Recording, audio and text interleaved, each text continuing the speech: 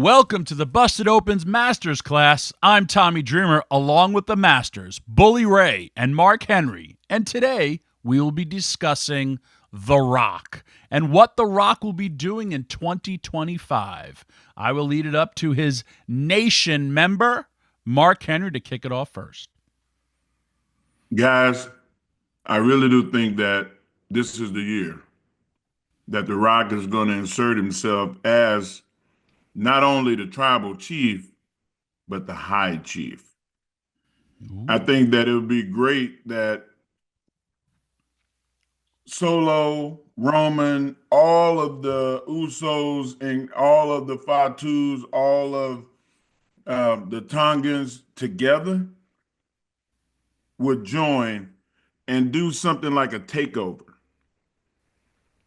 The Rock is the only one that I feel like can unify it all and to do stuff to take over and just become the NWO meets the I don't know another faction other than the Bloodline that you can even remotely mention them close to being together. But can you imagine that? Uniting the Bloodline like a NWO type of thing and them just try to own wrestling? As heels or faces? It would have to be as heels. It would have to make the rest of the wrestling world baby faces.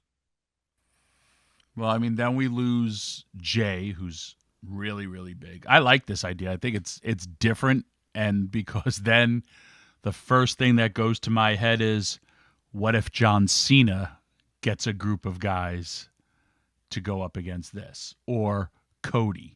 I mean, we're also, if it's John Cena, Rock, Cody, Roman, I mean, even Roman's a top babyface. It's a different perspective, but WWE does have a boatload of babyfaces to also counter that, and that is a massive, massive undertaking. There would always be conflict in the family. There would, like the underlying. Well, I don't want to do that. I don't agree to that. Like, you know, and you have that struggle and strife, but it's like, well, what does the high chief want? You know, and that's where you get more drama. You get drama from both sides. At the end, you have to have guys do what they're told to do or do what they're led and pushed toward doing. But nonetheless, it will be interesting in pro wrestling to have a dynamic like that where you have a Vince McMahon boss type character. Yeah, I mean, it's also going off of, like, you know, reality with him being on the board of TKO, and it's definitely doable. Bully, you want to take it, or you want me to? If you smell low. Mark gave a very specific example of what he'd like to see. I'm going to give you something more broad stroke. If The Rock comes back in 2025, I want to see The Rock come back in 2025. I don't want part-time bullshit. Come back and be fully invested. As invested as you possibly can. Not just come back for WrestleMania season and then split again. Come back and invest a year in the WWE. And I even like that Mr. McMahon-esque character playing off the reality of Rock is on the board of directors. Or the high chief idea, because we haven't had a high chief. High Chief Peter Maivia. And Rocky, he names himself, or he points himself, the new high chief of the bloodline. But I want to see him fully invested, not just in a part-time role. And I want to see The Rock use his character, his star power, the amount of that spotlight that he commands to help get everybody else over. One Rock can get over a plethora of talent, give guys and gals the bump that they need to move up the card. So that's the broad stroke of what I'd like to see from him. A little bit more of a full-time investment. My favorite part about all of this is the high chief term. I think that's amazing. I think it's like a next level type of idea because, and if memory serves me correct, Peter Maivia is the one that brought Afa and Sika to the States. So if you really want to talk bloodline, Rock is that only descendant of the natural pure bloodline, or he's the OG vampire to Nosferatu, right? I do love that aspect of it. What I think's going to happen, Final Boss, and Final Boss is going to kick in. I do think it's going to be Cody versus The Rock at Mania.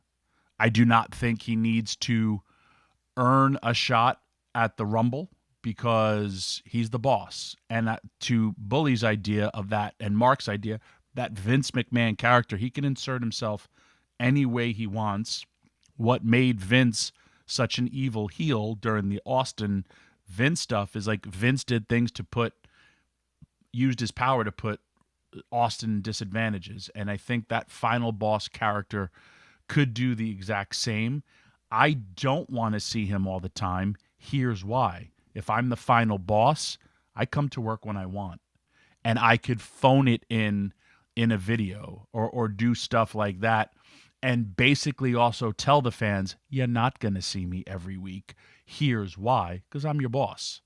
So I just would look at it just other ways to get more heat on this character and then lead it to the whole High Chief, all that stuff. And again, eventually, Roman is the one, because we also have John Cena coming back. I could see the Final Boss, The Rock, actually being the world champion, which would piss the world off, just like it did with Vince. John Cena coming back and doing a mega number with The Rock. And then in the wake of all of it, it's Roman.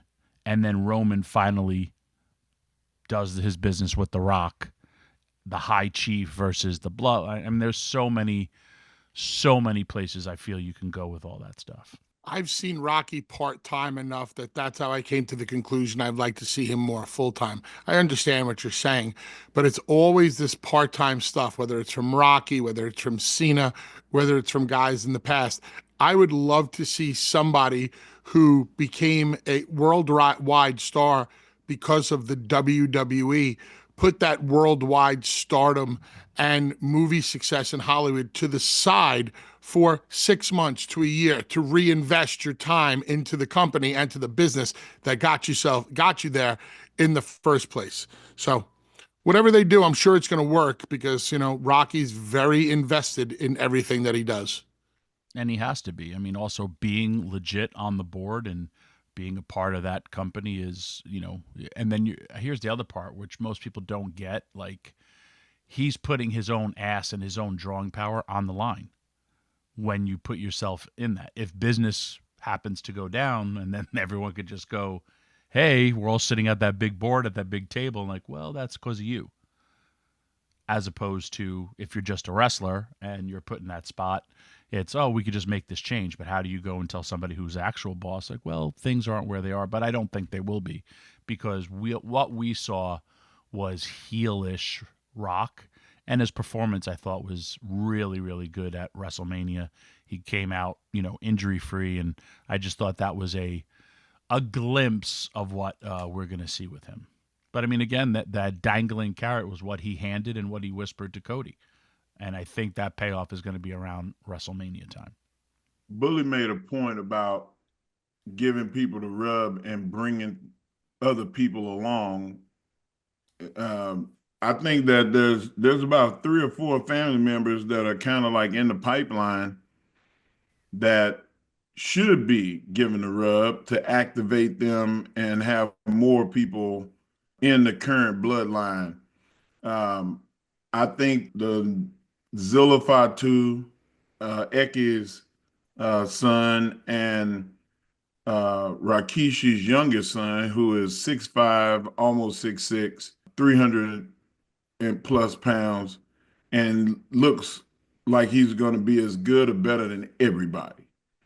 Put those guys in a suit, line them up to the right and to the left of The Rock, and anybody, including Roman, including his brothers and the Usos and anybody else getting close to him, they jump right in front of the Rock, and the Rock goes, "Easy, I got it, I got it." And you can get so much heat internally dividing the family. That's what Roman did in the first place that made everything so damn messed up. Right. Turning brother against brother? Like that is what I feel like be a strong suit in this whole thing. Ata is still alive. The Rock's mom, Peter Maivia's daughter. Imagine a Hill Queen, Tamina, her favorite niece, Naya. You know what you're just spitting out there, Mark. I'll just interject. Rocky and Ava, his daughter. Yeah. There's a Rocky lot of just places. abuses his power. A complete abuse of power. That's what I'm seeing here. And I'm hoping that that's the route that they go. But if not, there's so many avenues to go down, Bully, that I would like to see what you thought, not just as a full timer, but is there somebody in the bloodline that you look at and say, no, let's don't make it about The Rock and Roman. Let's make it about this person, Jey Uso. Like, he's main event Jay. He's got his own thing going on. Like, where do we go? Jey Uso could come out of this as the top babyface, and Jacob Fatu can come out as the top heel. Wow. Jacob Fatu is, I'm going to use a term right now, but it's going to sound a lot worse than what I mean. Jacob Fatu is being held back, but he's being held back for all the right reasons. If they were to unleash Jacob Fatu, holy shit, what he'd be able to do right now over there. I just don't think they're ready for him to do all of this stuff. I think Jacob Fatu can break out at any given moment. But Triple H, what if like Rock straight up tells him like, hey, you pretty much answer to me. I have a higher, for the first time, like you have a boss. And abuse that with Triple H where everybody could rally behind what at the end of the day is what we always talk about, more so the WWE, where you get people chanting for the WWE. The power struggle between The Rock and Triple H should be amazing, as Rock could always look at him and go, you're not talking to your father-in-law, you're talking to your boss. Yeah. I bring the Brock back on Netflix, the first episode. As a The Rock back on Netflix? Yep. Just that 1,000%. That one, just make him appear. I think you'll see The Rock involved in some way, shape, or form on that first. I think they're loaded up for that first show. I think there's going to be more going on in that first show than people realize. And to have, you're going to have Solo versus Roman Reigns. I think you need to see The Rock on that first Netflix.